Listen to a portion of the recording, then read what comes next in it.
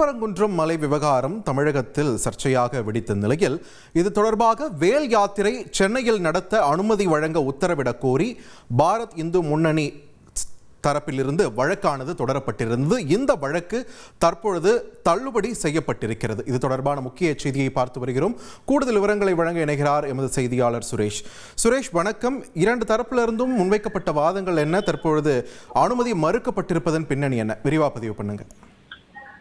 வணக்கம். திருப்பரங்குன்றம் மலையை பாதுகாக்க வலியுறுத்தி சென்னை ஏகாம்பரேஸ்வரர் கோயிலிலிருந்து கந்தக்கோட்டம் வரைக்கும் பிப்ரவரி 18ஆம் தேதி வேல் யாத்திரை நடத்துவதற்கு அனுமதி வழங்க காவல்துறைக்கு உத்தரவிட வேண்டும் என்ற கோரிக்கையுடன் பாரத் இந்து முன்னணி அமைப்பின் சார்பில் உயர்நீதிமன்றத்தில் வழக்கு தாக்கல் செய்யப்பட்டுள்ளது. இந்த வழக்கை நீதிபதி இளந்தரையன் விசாரித்தார்.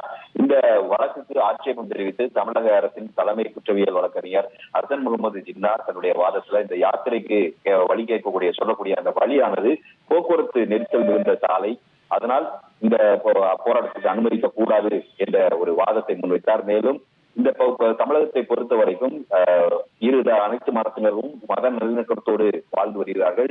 அந்த வகையில இந்த மத நல்லிணக்கத்தை காக்க தமிழக அரசு உறுதியாக நடவடிக்கை எடுத்து வரக்கூடிய நிலையில இந்த யாத்திரைக்கு அனுமதி வழங்கினால் அது தேவையற்ற விரும்பத்தகாத பிரச்சனையை உருவாக்கும் என்பதால் யாத்திரைக்கு அனுமதி வழங்கக்கூடாது என்ற ஒரு எதிர்ப்பினை பதிவு செய்திருந்தார். இந்த வழக்கை விசாரித்த நீதிபதி அரசு தரப்பின் அந்த வாதத்தை ஏற்றுக்கொண்டு இந்த மனுவை தள்ளுபடி செய்து உத்தரவு பிறப்பித்திருக்கிறார். நன்றி சுரேஷ், உங்கள் விரிவான தகவல்களுக்கு.